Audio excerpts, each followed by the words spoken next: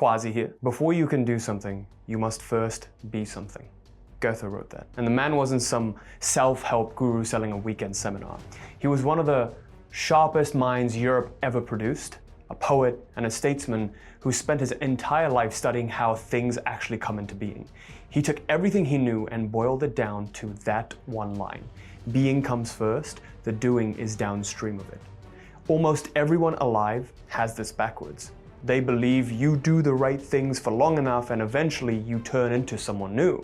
So they grind and hustle, waking up at 5 to check the boxes and white knuckle their way through another year, and they still can't understand why their life looks exactly the same as it did before.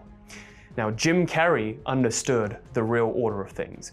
Back when he was broke and getting turned away at every single audition in Los Angeles, he wrote himself a check for $10 million and kept it folded up in his wallet. He wasn't doing that to hype himself up. He had already decided he was the kind of man who actually earns that. A few years later, Dumb and Dumber paid him exactly that figure right on time. The being came first and then the money caught up. Muhammad Ali was telling the whole world he was the greatest before he had ever a single title to back it up. He repeated it until it was true in his bones, and then his body went out and made everyone else believe it too. That's the secret that nobody's willing to sell you, because there is no 30-day program hiding inside of it. You don't do your way into a new identity, you become it first, and the doing handles itself from there. So in today's video, I'm going to share with you how to truly enter the state of being and avoid the traps that constantly pull you into doing. This one principle, when properly applied, changed my life 8 years ago when I took the leap to quit my soul-sucking 9-to-5 and become an entrepreneur to support myself to gain freedom, and eventually made over $8 million doing what I love. So guys, please stick around till the end of this video. Let's get started. So what I'm about to share with you right now are these 3 paradigms. You have to understand, this took me almost a decade to come to this conclusion, right? I've been studying this, teaching this, coaching our clients in this for a decade, and I've worked with over 2,000 clients, and it took me this long to arrive at this realization, right? So for over a decade, I've been learning about this process called identity shifting, which I believe is one of the most powerful ways to change someone's life permanently. A lot of the times you see transformational methods, they fail because it's always focused on doing. You do a hypnosis, you do an affirmation, you do a meditation, you do some NLP. You try to do your way into being, but it's always one step removed, right? You're always near the thing, but never actually grasping the thing itself. Because the mind, the logical mind, likes to grasp onto straws to try and do something, to pretend to be busy so that it can escape being, right? So there are 3 main paradigms of existence. Joe Dispenza actually talks about this a lot. For those of you who follow Joe Dispenza's stuff, he's amazing. He does some phenomenal work in this space. But at the lowest level, the most physical level, the most outcome or second order consequence level, we have the having, right? Everyone knows about this. That's the physical manifestation of what is wanted. The having, by the time you see it, is already complete, but most people try to slap their hands about on the water, try to have something different. A level above the having is what appears to cause the having, right? So this is the doing. I do something, then I get outcome. This is your classic, massive action bro, online guru advice. Go out and get what you want, which is definitely a step above staying stuck and focusing on having something, right? Because when you're stuck focusing on having something, there is no flow of energy. The energy gets constipated. In a way, the energy gets stuck and blocked because you are currently affirming to yourself that you do not already have the thing that you want, and you keep focusing, hoping and praying that it is going to come into being. So a lot of people, they stay stuck in this state of apathy. When you move to doing, you have more courage. You're able to go out and do what's necessary to get what you want. But this then becomes a barrier, because if the hardest working person was the most successful, well then, you would get people who are doing laborious jobs being the wealthiest in the world. However, that's not the case. Why is that? Because it requires something called smart actions, right? There is always an element of luck, an element of courage, an element of someone stepping out of their comfort zone and acting on their intuition before they become very, very successful. If you study the lives of every single successful person, there is always this element of uncertainty, this element of risk, right? this element of the feminine, the receptive energy, the unknown, stepping into the unknown and having these periods in your life where you don't know if you're going to make it, but then somehow they just magically pull through every single time, right? So that is the nonlinear realm through which reality is actually shaped, okay? The reason circumstances can present itself for you to act, for you to be able to act, is because there is another paradigm that most people neglect. This is the being paradigm. What does this mean? We will discuss this in depth in the next part of this video. But for now, I want you to understand that this is nonlinear and this is linear. What does that even mean? Something that's linear is X gives me Y, right? I'm doing something and then I'm getting something. I'm taking action, I'm getting something. I'm turning the key and my car is starting up and then I can drive myself to where I want to get to. The issue with staying stuck in this paradigm is you believe that everything is your personal responsibility. So you take the burden of your life in your hands as opposed to surrendering it to divine. When you step into this being, you get access to a power that is a lot more powerful than your personal ego will. Okay, so this is getting access to God will or outer intention. This is getting access to inner intention, my personal petty intention, my prefrontal cortex. Okay, so there have been times in your life where you've experienced a state of flow, of ease, where things were just falling into place without you having to insist, and it just felt like everything was magically just happening for you, right? Well, the reason was because you were in that state of being where you were ready to receive that thing and you trusted the uncertainty and you've completely surrendered into it. Typically, it was after something major happened, some kind of major revolution in your life or major upheaval in your life, then the thing that you wanted showed up very swiftly or in a flowy way without you needing to force it. Like all of those things were just falling into place. Our clients experience this all the time. There's a specific mechanism that actually allows this to happen, which I'm going to share with you. Okay, so this is nonlinear, meaning we can't logically explain how it happens. It doesn't go from A to B to C. It may just go from A to D to C. You know, a lot of the times you expect something to go a certain way, right? You think that, okay, I'm going to start my business and then I'm going to work really, really hard on my business. I'm going to run advertising and then I'm going to go on social media to try and get clients, or, you know, I'm going to study trading and then I'm going to be successful. Well, for a lot of our successful clients who are traders, you know, they've worked really, really hard for like 5 to 7 years trading, you know, just being slightly break even, slightly not, and then all of a sudden they have a 3-month stretch where they make $3 million, $4 million, right? All of a sudden they become an overnight success. You can see that the growth wasn't linear at all, right? The growth in this instance is not linear. It was stagnant, stagnant, stagnant, and then hockey stick growth, right? You work hard for 10 years and then in the 11th year, you become successful, right? It's like the phenomenon of the entrepreneur who had 7 failed businesses, but then the 8th one made him a billionaire, right? How many times has that happened? So that's why true success is nonlinear. But we have this issue trusting the nonlinearity, the uncertainty, and that is that masculine part of us, the logical mind that's been programmed by society to always expect an outcome from something, right? If you look around you right now, we have been trained for instant gratification. We press a button, we get delivery from Amazon very, very quickly. We don't even need to wait for our favorite shows to come out anymore. It's streamed, it's right there right now. You can press a button to deliver food to your house and eat junk food all you want, right? There's actually a great book on this about how society has changed.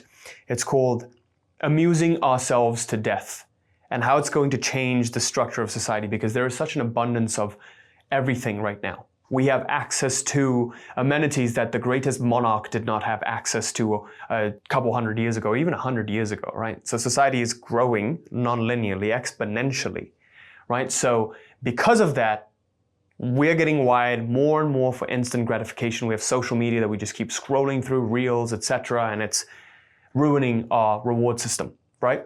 So we're getting wired more for the doing rather than being patient and waiting. And that's why a lot of people are having trouble becoming profitable traders even, right? So there is a quote from the Kabbalion. It goes, as above, so below. When the being is in the right place, then the doing becomes more effective. But in actual fact, the doing will naturally take care of itself. So right now in your life, When you have an issue, what's the first thing you think of? What's in your focal point? What's your focal point on? What's the center of your attention? What do I do to solve this problem? You never ask, who do I be for this problem to get solved spontaneously, right? When you have a goal that you would like to reach, what's the natural thing you ask? What do I do to achieve that goal? When we start working with a client, a lot of the work first is in undoing the need, the craving for motion, right? We're constantly in motion. We're trying to move away from pain and move towards pleasure. There is always movement, but the greatest things in life happen when you are still. You are receptive when you are still. This is why Jesus Christ said, "Be still and know that I am." There is something magical about stillness, okay? So you constantly keep moving. You're trying to avoid pain. You're trying to move towards pleasure. You're surrounded in a world full of distractions and things that are trying to hijack your attention. How are you supposed to succeed? By learning to stay in being, okay? By learning to stay in that chosen state of being, okay? So the key I want you to take away from this is I'm not saying completely cease doing, but your focus needs to shift from immediately escaping into doing to first asking, who am I being? Who must I become? What version of myself do I need to channel in order for me to effortlessly experience the thing that I want? So be first, do after. If you would like to become a profitable trader and experience the outcome of consistent profits, ask, who would the profitable trading version that's making $20,000, $40,000, $60,000 a month consistently, who would that version be?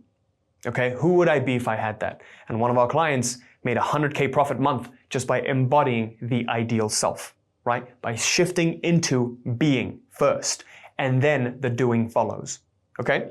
This is the same way I became a profitable trader. Last month, I did around 40K in trading profits with options, and I made that shift by officially starting to trade, swing trading, day trading in July of last year, right? My first month, I made around 5K. My second month, around like 15. And then third month, I had a $40,000 month. And then ever since then, I've been hovering from 5 to 15K a month. And at the peak, I'll make around 40, right?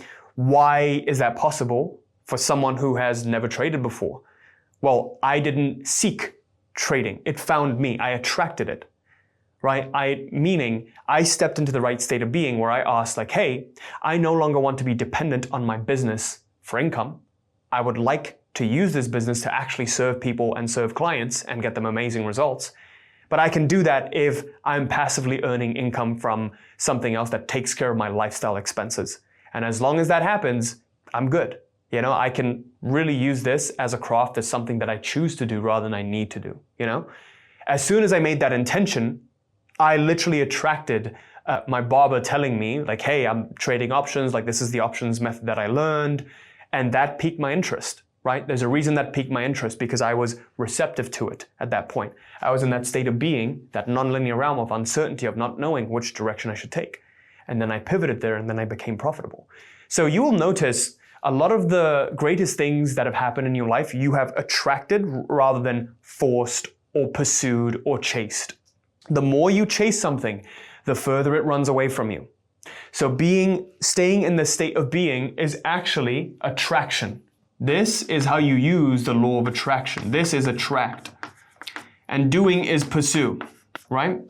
That is the nature of the masculine feminine, right? The feminine nature is attract. Be attractive and attract. The masculine nature is always pursue, fight, battle. There needs to be a balance of both. That's why I'm not saying completely give up doing. I'm saying spend more of your time focusing on being. Be first, do after, and you will notice that you will have more leverage. Your actions will be more fruitful. The things that you do, they will be more fruitful, okay? You will need to do less and you will achieve more. And you will start to wonder, oh my God, was it this easy? Could it really be this simple? I'm not joking you. You will literally begin to wonder, like, this is insane. This is so easy. This is so simple. And that's how it's meant to be. One of our clients, John, literally came on the call and he was like, dude, I've been struggling my whole life with like trying to set up different sources of income, and now everything is falling into place. Everything is falling into place. I met the right person who set me up for different Airbnbs that I'm invested in, And I've tried for years to make this happen, but it hasn't. But now all of a sudden things are magically falling into place. Could it be this easy? It will be unbelievable to you. It is supposed to be simple. It is supposed to be effortless, and it is supposed to be easy. Okay? Sometimes it will feel like there is a lot of friction. That means there are blockages that you are dealing with, hidden blockages within you that you are dealing with that you need to deal with to get to that part where it is easy, where it is simple, where it does fall into place. Okay? So now that you understand this, let's get to the state of being. Like, what does it mean to enter the right state of being? Because there's two main parts to it. So in this part of the video, what I want to do is share with you what it truly means to be in the state of being. Like, what is being even? Okay? So what being is are two main things. It is what's known as your worldview and self-view. What does that mean? It's how you view the world around you. Is the world a good place or a bad place? And how you view yourself. Am I a good person or a bad person? Am I capable or am I not capable, right? It's always a duality, a positive and a negative. So how you view the world and how you view yourself. Now, one actually overrides the other. Can you guess what that is? Which one overrides the other one? Does the worldview override the self-view, or does the self-view override the worldview? If you guessed self-view overrides worldview, then you are correct. Why? Because think about it this way. Let's say that you may look around you and think, oh my goodness, there is so much competition in this space. It's going to be really, really difficult to start a business. You know, this is a buyer's market, not a seller's market. You might have all of these ideas. You may have consumed all of these ideas from society around you or social media, which then leads you to maybe accept it as true.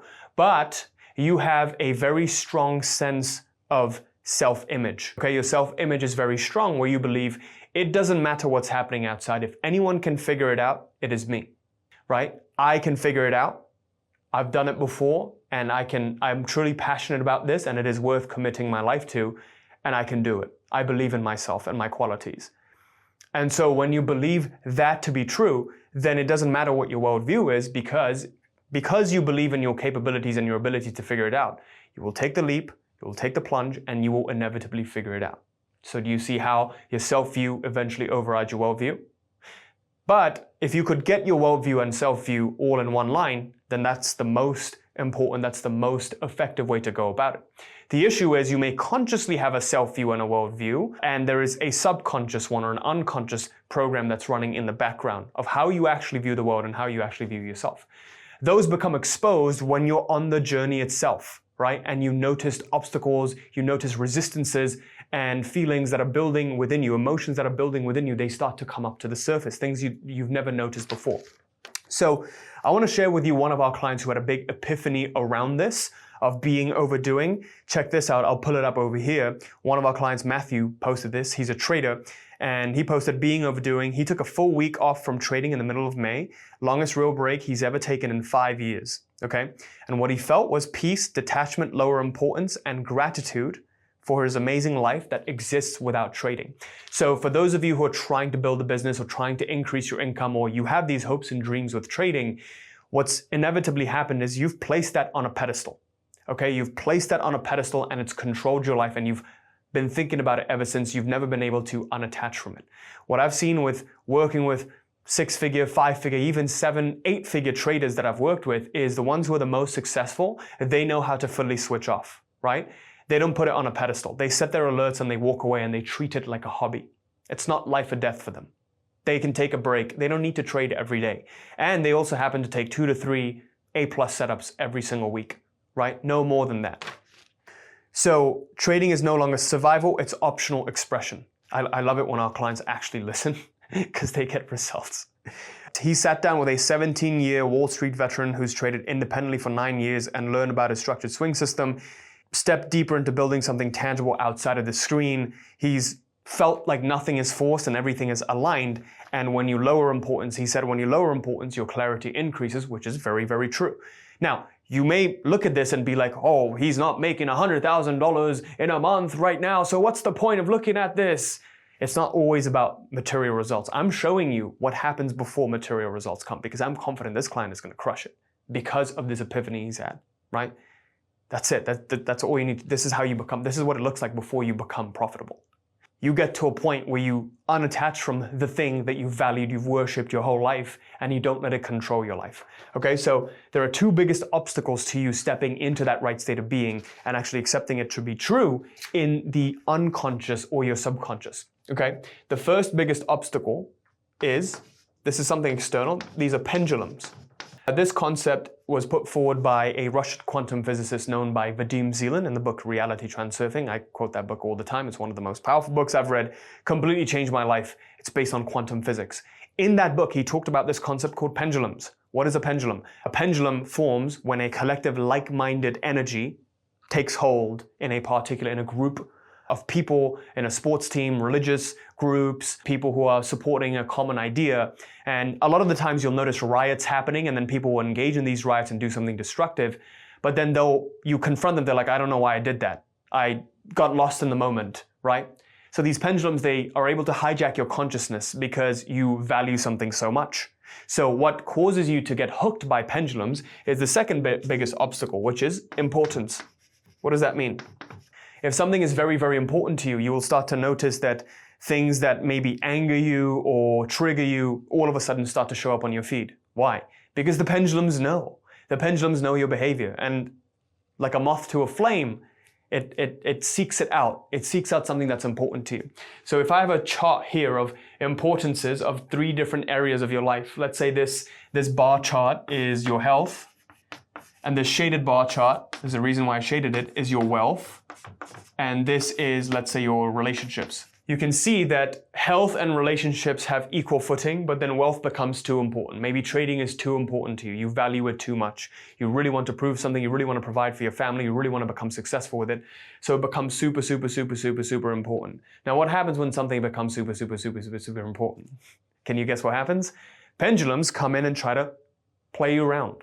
They tug on your strings and they try to mess you about, okay?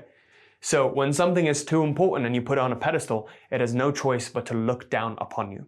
You create artificial imbalances in the field of nature whereby you drive the thing away.